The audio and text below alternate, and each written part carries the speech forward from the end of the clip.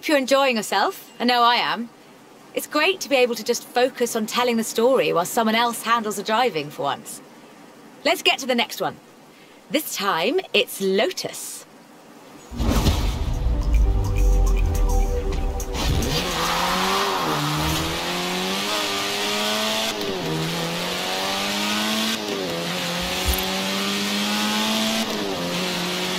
Lotus Engineering Limited began as many stories in British engineering do, in an old barn.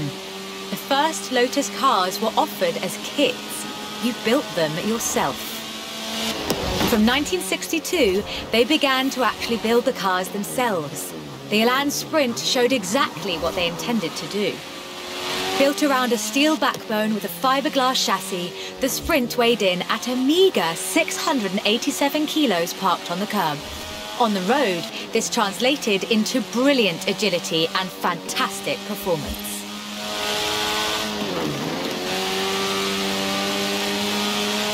Designer Colin Chapman famously said, "Adding power makes you faster on the straights.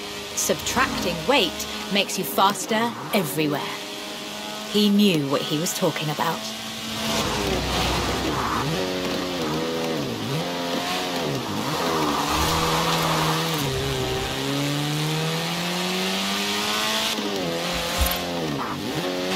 Widely hailed as one of the greatest sports cars of the 1960s, the Elan would be closely studied and emulated, inspiring such masterpieces as the Mazda MX-5. The Elan has all the energy, style and enthusiasm you would expect. Bold, quick and fun. So much so that they put it in the name.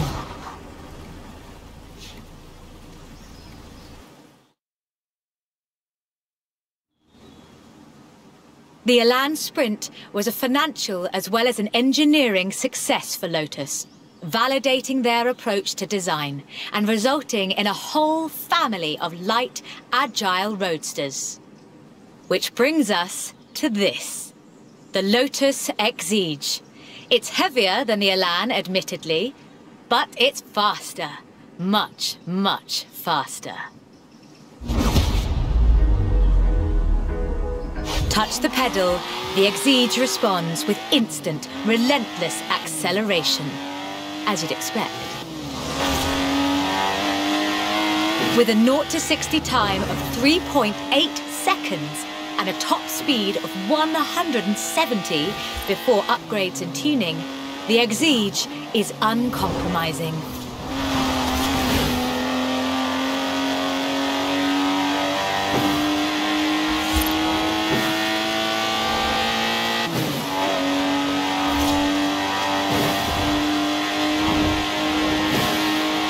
And there's no power steering, so you can really feel the road. A genuinely thrilling drive, and one that isn't afraid to demand you take it seriously.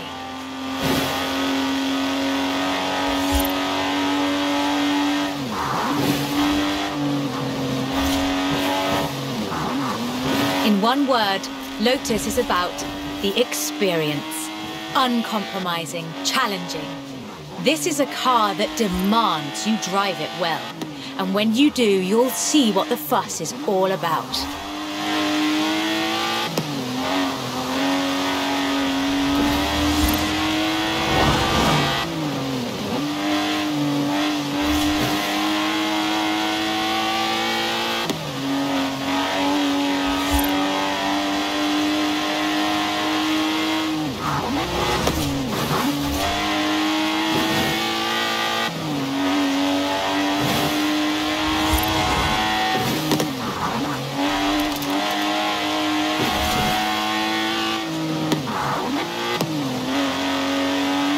And with rumoured launches of 2 new cars in 2020, Lotus looks set to push the benchmark of the experienced sports car well into the next century.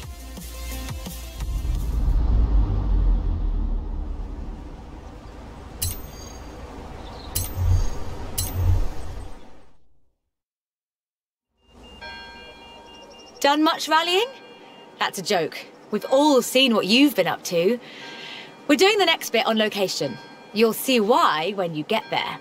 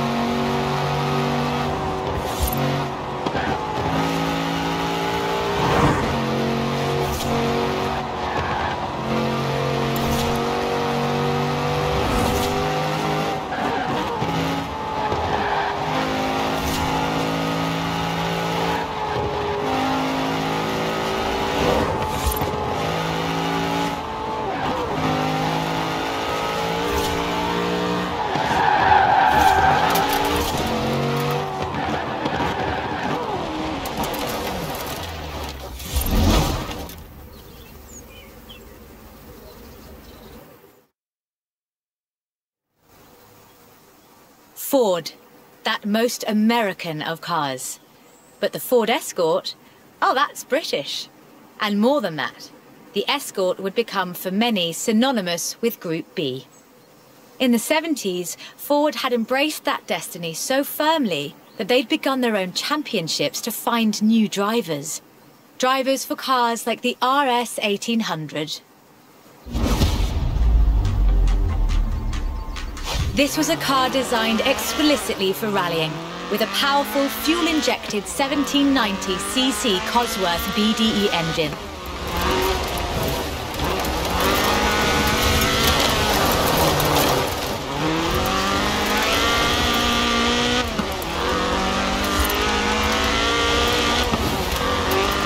Homologation rules required that all cars entered into the Group be production, so Ford built 200 of them.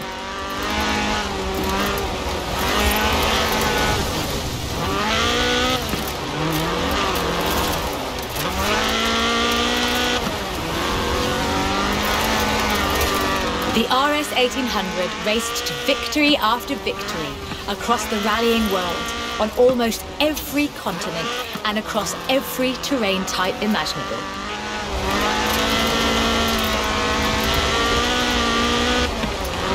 This car was basically unbeatable.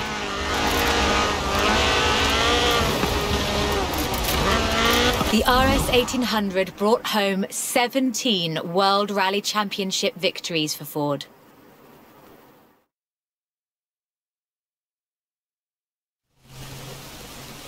So, of course, Ford set out to design a better one.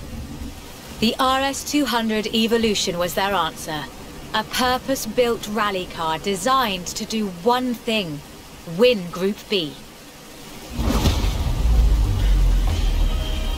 With a 1.8 turbocharged Ford Cosworth BDT engine and all-wheel drive, the RS 200 had perhaps the best suspension platform of any car of its era. The chassis was fiberglass from Reliant, and the massive Ford parts bin was raided to give the car that iconic look.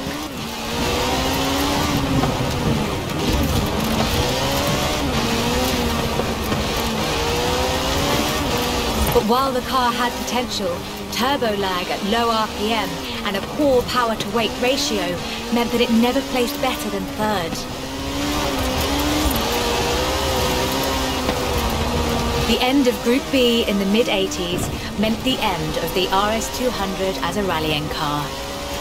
Fortunately, Ford built over 200 as part of the homologation requirements for Group B, so you can still find them, if you're lucky.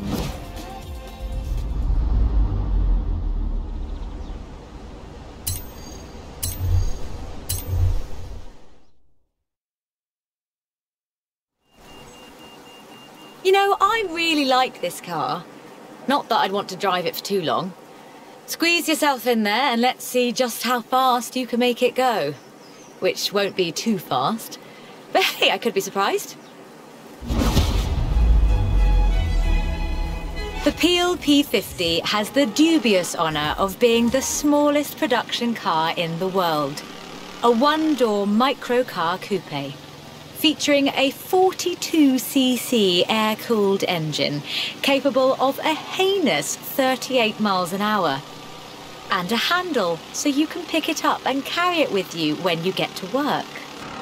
And keep in mind that this is the production version. The prototype had the single wheel at the front. Why would you think that was a good idea?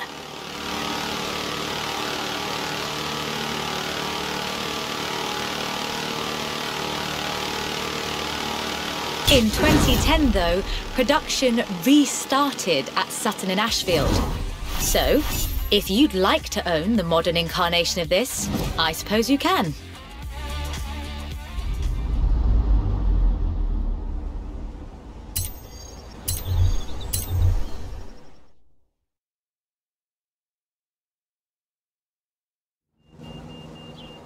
Hey there! How about a car with some actual legroom? And some actual speed. This section's about what happened when McLaren decided to make a road car. You're going to enjoy this.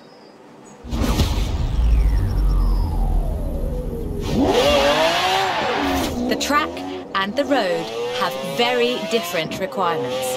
For McLaren, that was a challenge they were more than willing to embrace. In 1988, they set out to create the finest sports car the world has ever seen. By 1993, they had achieved their goal, and the honestly fantastic F1 was the result. 106 would be built across all variants, and it remains one of the very best road cars ever made. The F1 has no turbocharger. That would have compromised the driving experience, increased complexity, and resulted in turbo lag. The F1 is a naturally aspirated supercar, one of the fastest in the world, in fact. Everything about this car is innovative, from the carbon fibre monocoque to the central driver position. McLaren threw the book away when they designed the F1. Then they wrote a better one. The F1's monocoque chassis is incredibly lightweight, only 100 kilos all told, which posed a significant challenge because carbon fibre and fiberglass aren't great insulators. So, McLaren lined the entire engine compartment with gold. In 1998, the F1 prototype set the world record for fastest production car, a record that would stand for 2 decades until the Koenigsegg CCR claimed the crown. McLaren's racing heritage is so deeply ingrained in this machine that they took it to Le Mans in 1995 and faced off against purpose-built racing machines, and won.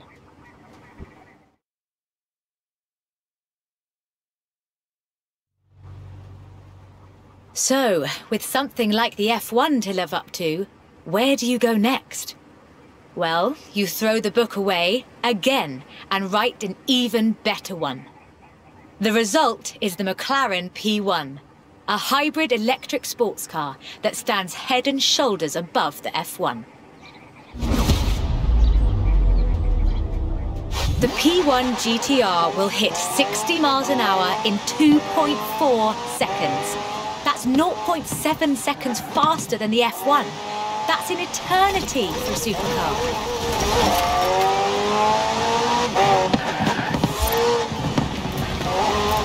The car's blistering performance is delivered by a twin-turbo V8, supplemented by a McLaren ECU electric motor and instant power assist system. And they do mean instant.